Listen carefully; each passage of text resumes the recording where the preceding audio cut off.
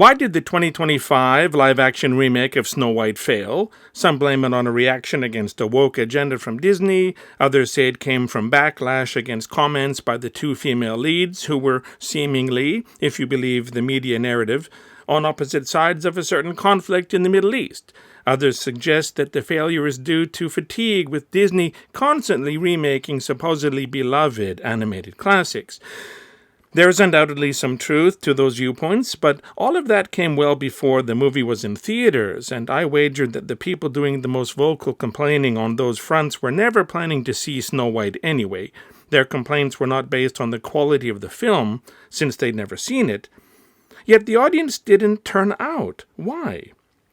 Moana 2 made over $1 billion, so it's not just people against Disney or against a culture of remakes and sequels.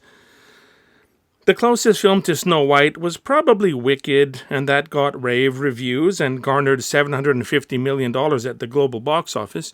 Of course, it had the star power of Ariana Grande behind it, someone who already has a long career, a loyal fan base, going back to her days as a child star, and a serious social media presence, close to 38.7 million followers on TikTok, and almost 10 times that on Instagram at 375 million followers.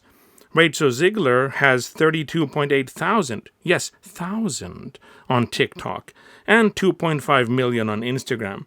Totally different levels of fame. Rachel Ziegler is undeniably talented and generated a lot of buzz with her appearance in the remake of West Side Story, a film that got rave reviews and went on to be a box office failure. $100 million budget, bringing in $75 million worldwide.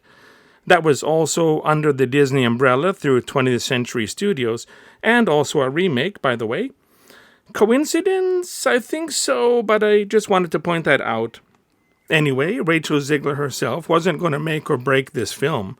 She wasn't well known enough to generate buzz, either through her tiny social media following or her tiny body of work so far. She's still really new. But Snow White isn't new. The buzz and the interest should have been built in. People should have wanted to see this live-action remake, right? I mean, the remake of Aladdin earned over $1 billion with no big names. Oops, I forgot the pre-slap Will Smith for a second. There was the CGI. I can't say live-action since it just swapped one type of animation for another. Version of The Lion King, which had no human faces at all and sold over $1.6 billion worth of tickets. Why did those succeed on the merits of their traditionally animated predecessors and Snow White fail? Granted, both of those films were part of the Disney Renaissance, which used the Broadway musical format and featured songs that were big hits on popular music charts. Indeed, those films were also adapted into actual stage musicals, so their presence in people's minds was already very high when the live-action films came out. Not so with Snow White. No Broadway musical, no presence in modern culture. This raises some questions and I think demonstrates the problem. Is the film Snow White and the Seven Dwarfs actually a beloved classic? While most people are familiar with the imagery of the Queen and the Magic Mirror and Snow White and the Dwarves, probably because of Disney branding and mascot characters in theme parks, have people below a certain age actually seen the animated version? Do they know the plot? Do they love and respect the character of Snow White? Or do they just think the image of Snow White is cute? I think the film failed because A, the animated version itself is not that familiar or crucial as a formative piece of childhood viewing, and B, the title character, yes, Snow White herself, in that animated original version, is not compelling or the type of heroine children would gravitate towards. I think there are few memorable or standout scenes that make people say, I want to see how that looks in live action, or I can't wait to see that scene. There are no songs that people hum to themselves around the house or hear on the radio. There are no moments that have stuck in people's memories. I will be fair and acknowledge the play's 1937's Snow White and the Seven Dwarfs holds in cinematic history. The first animated feature film produced in the United States, the first cel animated feature film, one of the first animated films to have full sound. It broke a lot of new ground. Along with that was its outstanding animation. In its day, it must have been a spectacle to behold, truly something film goers had never seen before. But, how does the story hold up? I've recently rewatched it, so let me break it down for you. It's only 83 minutes long. 0 to 3 minutes 33 seconds, opening credits, storybook text sets up the tale, no narration. Queen demonstrates the magic mirror, learns Snow White is the fairest. 3 minutes 30 seconds to 6 minutes 55 seconds. Snow White cleans, sings into a well about wanting a man to come for her. And at 4 minutes 45 seconds, the prince rides up, hearing her singing. He hops a wall, sings with her. He's in love. He scares her. She runs and hides, but swoons. She's in love too. There's no conversation. There are no introductions. There are no names.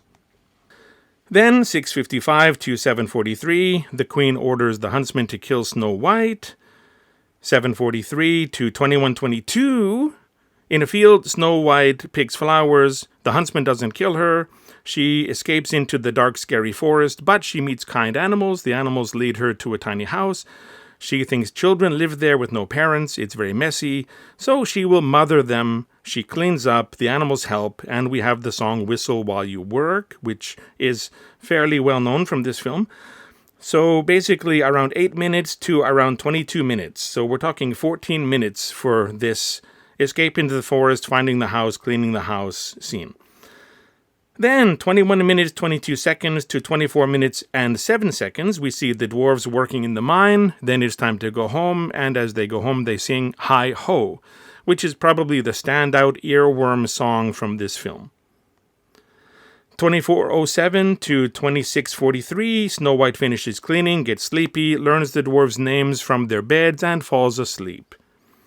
26:43 to 47:46, this is 21 minutes. The dwarves come home, find the lights on, enter cautiously. The house is clean. They finally find Snow White asleep upstairs in the bed.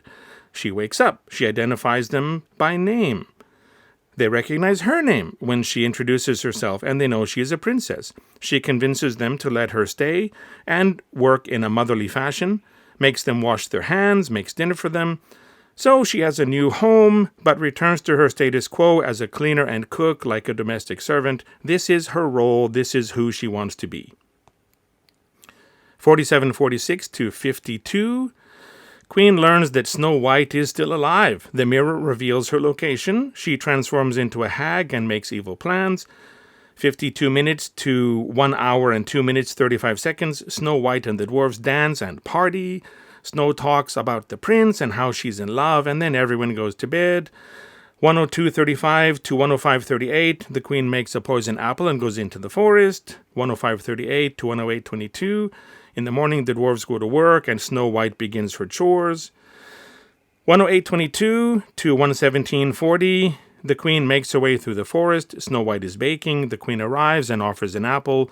The animals go into the mines to get the dwarves. The queen tempts Snow some more. It is a race now, but Snow bites the apple and collapses. The dwarves arrive too late. They chase the queen.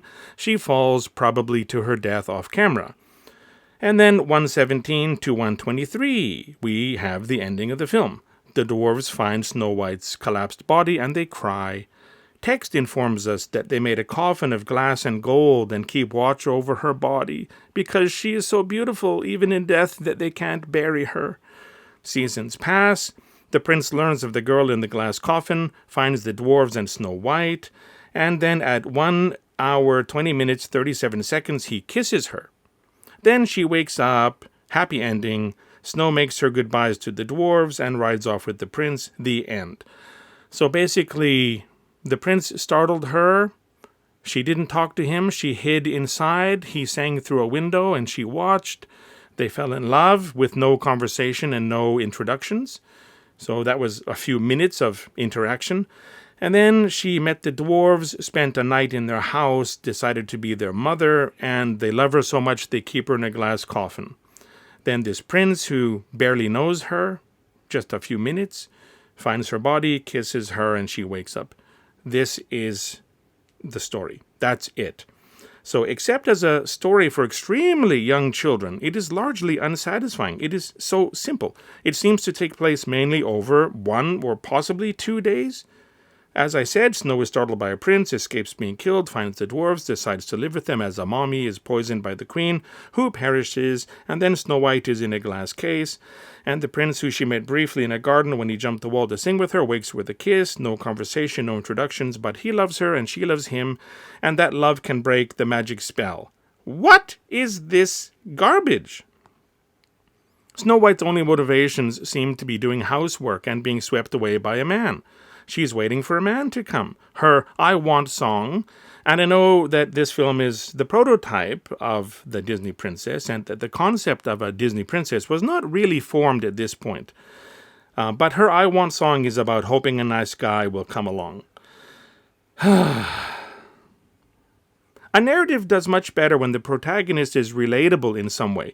That is me, or I want to be that person, the audience members say. Being able to slip into the shoes of the main character is important, but Snow White is too one-dimensional. Who would want to be her or root for her? There may be some people, but I wager that most people can't see themselves wanting what she wants. Snow White and the Seven Dwarfs came out in 1937. I suppose it reflected the societal norms and gender expectations at that time. Fair enough. Disney wanted to show off their animation prowess, and a lot of the scenes really showcase impressive cell animation. But it came at the expense of the story. It is totally bare bones. There is no character development at all. The prince, especially. He doesn't even have a name. People do things because they do them. The end. Why is the queen obsessed with being the fairest? How does Snow White become the fairest one day when she wasn't the day before? Who is this prince, and why does he fall in love with her and Snow White with him? How is Snow White a princess, and yet there is a prince who rides up? What does it even mean to be royalty? Princess and prince of where? 2 different countries? I don't understand this. What happened to Snow White's father? And her mother, for that matter, since the queen is her stepmother. Even a tiny bit of thinking reveals how weak this narrative is. Cinderella came out in 1950, so it was 13 years before we saw the next Disney princess. And Sleeping Beauty came out in 1959, so another 9 years to meet the third one. In those films, there was so much more development of characters. We really understood who Cinderella was, and her fairy godmother was a standout. In Sleeping Beauty, we met the 3 good fairies and the delicious villainess Maleficent. Those films told more complete stories, and in my opinion are well worth rewatching. Snow White and the Seven Dwarfs is a real slog to sit through. Whistle While You Work and Hi Ho are definitely memorable songs, but are they well known today? They're never heard on the radio, have not been covered by famous artists, and are largely unknown by young people today as far as I can tell. There is no built-in fan base for the film's narrative, no nostalgia to draw from, no one wanting to see a live-action version, and no compelling reason to take a chance and spend modern ticket prices to see it in a theater. To sum up, this was the worst film for Disney to attempt a live-action remake of. As with Snow White and the Huntsman and Mirror, Mirror, the basic plot needs to be reworked, the characters overhauled, the songs modernized, additional songs written, and being new, they would have no value at attracting fans. All of that was done for the 2025 remake, Snow White, by the way. A reworked plot, a heroine with proper motivation, a romance that has time to blossom and develop, a backstory to the Queen and Snow White, more songs and more modern versions of classic ones. None of this mattered, though, because there was no audience waiting to see this film, no star power behind it to draw viewers, and negative pre-release media buzz that predicted failure. I'm sure it's doing well enough on streaming now, and is preferred by kids on Disney Plus over the 1937 original. I feel bad for Rachel Ziegler and for the little girl who played her younger self, Emilia Foucher. It must be awful to be saddled with this on their resumes at such an early stage in their careers, when it might have been a breakthrough role. That's my take anyway. The original animated version was too weak and too unknown by modern audiences to bother making a live-action version, especially considering how much would have to be changed to make it suitable for viewers in the 21st century. That is why 2025's Snow White failed. because the original just doesn't hold up and has mostly been forgotten. There was no foundation to build this new film on. Thanks for watching. See you next time.